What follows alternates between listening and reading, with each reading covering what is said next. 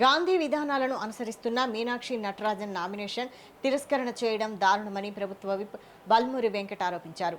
నరేంద్ర మోడీ ఒక్క రాజ్యసభ సీటు కోసం ఇలా చేయడం సరికాదని వ్యాఖ్యానించారు. మీనాక్షి నటరాజన్పై కేసు కాలేదని, కేవలం నోటీసులు మాత్రమే ఇచ్చారని వెల్లడించారు. దీనిపై న్యాయ పోరాటం చేస్తామని, బీఆర్ఎస్ నేతలు కావాలని ఈ ఇష్యూను ప్రచారం చేస్తున్నారని బల్మూరి వెంకట్ తెలిపారు.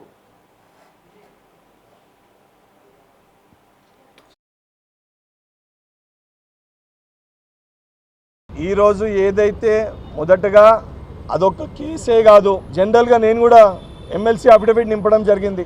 అఫిడవిట్లో నింపినప్పుడు ఏదన్నా అఫెన్సెస్ సెక్షన్స్ మన పైన ఉంటే అవి మటుకే మెన్షన్ చేయాల్సిన అవసరం ఉంటుంది. అది మెన్షన్ చేయాల్సిన అవసరం లేనప్పటికీ కూడా ఈరోజు ఈ విషయాన్ని తెలుసుకొని ఇక్కడున్న బీఆర్ఎస్ నాయకులు బీజేపీ యొక్క దోస్తీ ఇక్కడ బయటపడ్డది.